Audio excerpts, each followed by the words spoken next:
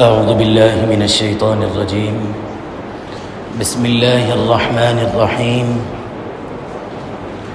الحمد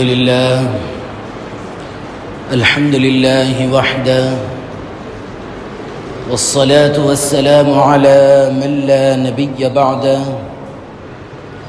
ولا رسول بعده ولا معصوم بعده ولا أمة بعد أمتي ولا کتاب بعد کتابی اما بعد. انتہائی واجب الاحترام، قابل صد احترام بزرگان دین، نوجوانان اہل سنت، السلام علیکم ورحمۃ اللہ وبرکاتہ.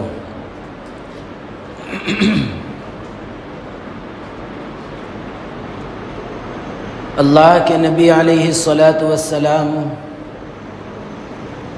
کہ بعثت کے متعدد مقاصد میں سے ایک اہم مقصد جو آپ نے اس امت کو دیا اور آپ نے اس امت تک اس پیغام کو پہنچایا،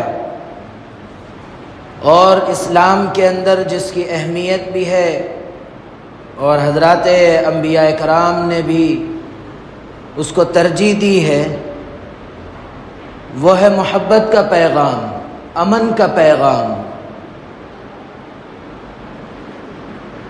اللہ کے نبی علیہ الصلاۃ والسلام نے چاہے ایک عام مسلمان سے گفتگو فرمائیں یا پھر ان خواص سے یعنی سرداروں سے، بادشاہوں سے بھی اگر گفتگو فرماتے تو بالکل بھی یہ ظاہر نہیں ہوتا تھا کہ آپ کسی کو گرا کر یا پھر ایسی نظر سے دیکھ رہے ہیں کہ جس سے سامنے والا اپنے اندر تکلیف محسوس کرے. یہ کبھی نہیں ہوتا تھا، بلکہ آپ کے خصوصیات میں یہ بات لکھی ہوئی ہے کہ اللہ کے نبی علیہ الصلاۃ والسلام جب کسی سے گفتگو فرماتے، بات کرتے، تو سامنے والا یہ سمجھتا کہ اللہ کے نبی علیہ الصلاۃ والسلام سب سے زیادہ محبت کا تعلق مجھ سے ہی رکھتے ہیں اور سب سے زیادہ توجہ سے میری ہی بات سنتے ہیں. یہ تصور تھا. یہ آپ کے وہ اخلاق و اعلیٰ کردار ہے جو آپ نے اس امت کو دیے ہیں. اس واقعے کو، اس پیغام کو سمجھنے کے لیے ایک اہم چیز یہ ہے، ایک واقعے سے بات سمجھ میں آتی ہے کہ جب ہرقل کو اللہ کے نبی علیہ الصلاۃ والسلام دین کی دعوت دیے ہیں، اللہ کا پیغام پہنچائے ہیں، تو اس کے اندر جو الفاظ استعمال کیے ہیں اللہ کے نبی علیہ الصلاۃ والسلام، وہ ایسا نہیں کہ تو جو ہے کافر ہے، تیری کیا حیثیت ہے، میں تو نبی ہوں، اس قسم کے الفاظ نہیں، بلکہ ایک عظیم کا لفظ یعنی بڑکپن کا لفظ آپ نے استعمال کیا. اور صرف ایسا نہیں بلکہ آگے بڑھ کر یہ محسوس ہونے تک نہیں دیا کہ تو مسلمان ہے یا غیر مسلم ہے، تیرا میرا کیا تعلق ہے، کچھ نہیں، بلکہ آپ نے جو الفاظ استعمال کیے وہ انداز دعوت اور وہ پیغام دعوت بھی ہے کہ سلام علی من اتبع الہدی. یہ لفظ اللہ کے نبی نے استعمال کیے کہ سلامتی ہو جو ہدایت کے ماننے والے اور ہدایت کے راستے پر چلنے والے لوگ ہیں. یہ نہیں سوچا کہ یہ تو غیر مسلم ہے، میں اس پر کیسی سلامتی کی دعا کروں، یا پھر یہ غیر مسلم ہے میں اس کے لیے کیوں کوئی اعزاز کا لفظ استعمال کروں، بلکہ اللہ کے نبی علیہ الصلاۃ والسلام نے عزت و احترام کے ساتھ، اللہ کے نبی علیہ الصلاۃ والسلام نے اس کے مرتبے اور اس کے درجے کا لحاظ کرتے ہوئے اپنی بات کو پہنچایا. آج اگر کوئی بات ہم کو معلوم ہو جاتی ہے، دین کی کوئی بات ہو یا دنیاوی کوئی بات ہو، اور سامنے والے کو ان چیزوں کے بارے میں زیادہ معلومات ہم محسوس نہیں کرتے، تو ہماری زبان دیکھیے کیسی چلتی ہے.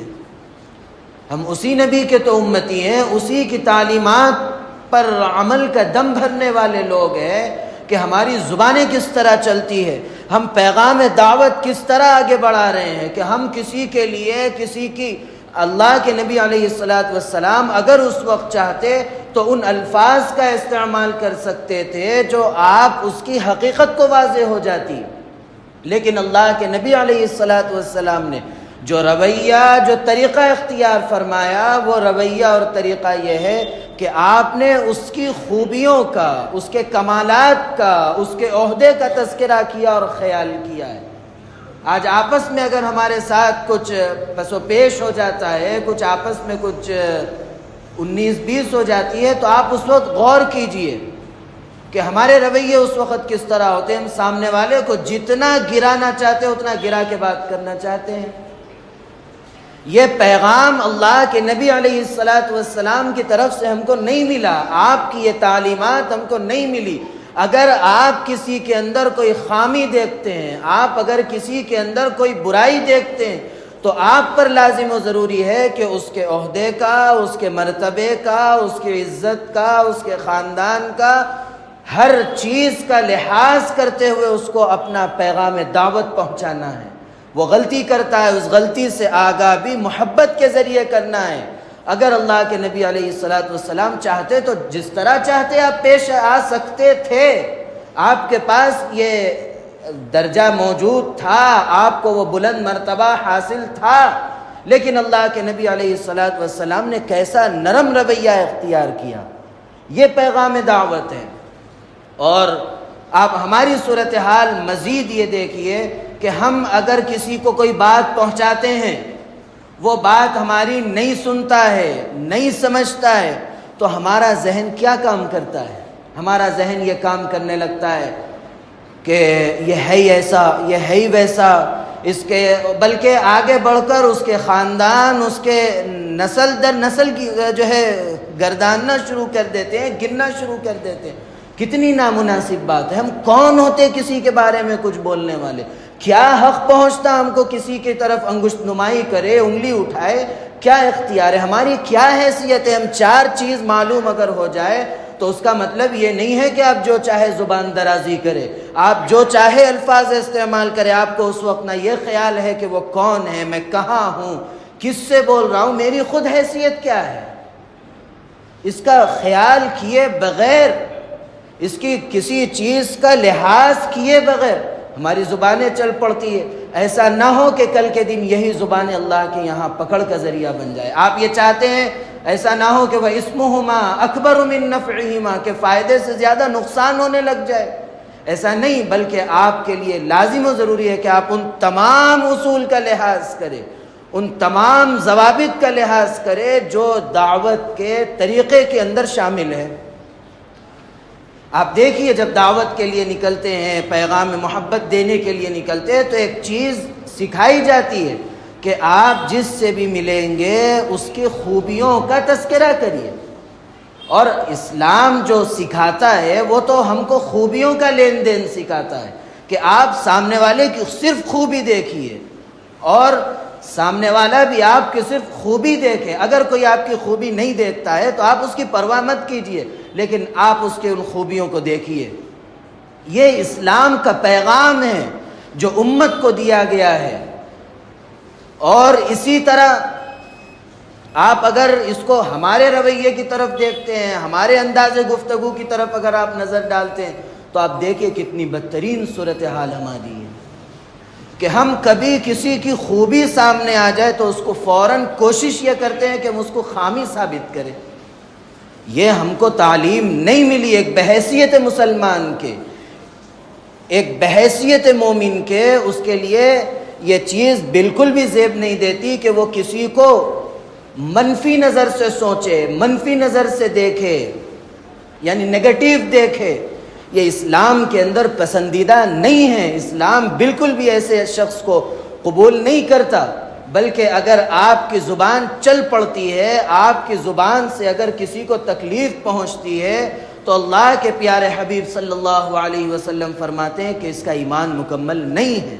ہم کیا سمجھتے ہیں؟ ہم کسی کو کوئی بات بول دیے، بڑے اصلاح کی نیت سے بولے، جو کچھ بولے ہم جو ہے بہت بڑا کمال کر دیے، آپ کے ذہن میں یہ خیال نہیں آ رہا کہ آپ کے اس پیغام کے ذریعے، آپ کے اس دعوت کے ذریعے سامنے والے کو کتنی اذیتیں پہنچ رہی ہے، اس کے دل پر کتنے آرے چل رہے ہیں، اس کی وجہ سے کتنا ماحول خراب ہو رہا ہے، آپس کی رنجشیں بڑھ رہی ہیں، اس کا خیال کیوں نہیں آتا؟ ان تمام چیزوں کا خیال کیا گیا۔ آپ اللہ کے نبی علیہ السلام کی پوری زندگی دیکھیے کہ آپ کو پوری زندگی میں ہر جگہ پیام امن، پیام محبت ملا ہے۔ یہ محبت کا پیغام لے کر چلو، غیر میں نہیں گئے، ہم اپنوں میں بھی نہیں ہے۔ دوسروں کے پاس تو ہم اپنے اس برے رویے کی وجہ سے جہاں بدنام ہو رہے ہیں، وہیں اپنوں سے بھی ہمارا اچھا رویہ نہیں ہے۔ ہمارا دوست ہے تو اس کے ساتھ ہمارا کیسا رویہ ہے، ہمارا پڑوسی ہے تو اس کے ساتھ ہمارا کیسا رویہ ہے، ہمارا بڑا ہے تو اس کے ساتھ ہمارا کیسا رویہ، یہ سب چیزیں قابل غور ہے، بلکہ قابل اصلاح ہے۔ اپنے آپ کو بدلنا چاہیے، بلکہ بدلیں، ورنہ اللہ کے نبی علیہ السلام کے اس کامل اسلام تک جو آپ نے اس امت کو دیا، اس تک پہنچنا ہمارے لیے ایسا نہ ہو کہ مشکل ہو جائے۔ اس لیے ہم اپنی زبان سے کسی کو بھی کوئی سخت جملہ، کوئی ایسی بات جو تکلیف کا سبب بنتی ہے، اس سے بچنا چاہیے۔ اور یہ جذبات جب بڑھتے ہیں، کیونکہ جہاں معاملہ اصلاح کے بجائے آپسی بخارات نکالنے کا، دل میں جو چیزیں ہیں اس کو نکالنے کے لیے جو استعمال ہوتی ہے جو چیزیں، اس سے نہ کبھی آپ اس کو اچھا پیغام دے سکتے ہیں، نہ آپ اس کی زندگی کے اندر کوئی تبدیلی لا سکتے ہیں۔ تبدیلی کے لیے لازم و ضروری ہے کہ ہم اپنے آپ کو سب سے پہلے اچھی نیت سے دعوت دیں۔ ہم جب ہمارا ایسا مزاج ہرگز نہیں ہونا چاہیے کہ ہماری نظر کسی پر اٹھتی ہے تو صرف اور صرف اس کی برائی پر اٹھتی ہے، جیسا کہ آج سے تقریباً 3-3.5 سال پہلے یہ بات آئی تھی کہ ہماری صورتحال ایسی نہیں ہونا چاہیے کہ ایک بھنگی کی بکیٹ ہے، اس کے اندر صرف غلاظت جمع ہو رہی ہے، اس کے علاوہ کچھ نہیں، بلکہ ہمارے اندر ہر کسی کی خوبی آنا چاہیے، ہم ہر کسی کی خوبی اپنائیں اور ہر کسی کی خوبی دیکھیں، تبھی ہماری زندگیوں کے اندر بہتری آ سکتی ہے، آپسی محبتیں بڑھ سکتی ہے، آپسی الفتیں بڑھ سکتی ہے، اور وہی اسلام کا پیغام ہے۔ اللہ رب العزت ہم سب کو آپس میں پیار و محبت سے رہنے کی توفیق عطا فرمائے، آپسی دلی رنجشوں کو ختم فرمائے، حسد، بغض، عداوت، کینے کو اللہ رب العزت ختم فرمائے اور ہمارے دلوں کی اصلاح فرمائے۔ اللہ رب العزت کہنے، سننے، لکھنے، پڑھنے سے زیادہ عمل کی توفیق عطا فرمائے، عمل کی باتوں پر عمل کرنے، بچنے کی باتوں سے بچنے اور عقیدے کی باتوں پر عقیدہ رکھنے کی توفیق عطا فرمائے۔ آمین۔ وآخر دعوانا ان الحمد للہ رب العالمین۔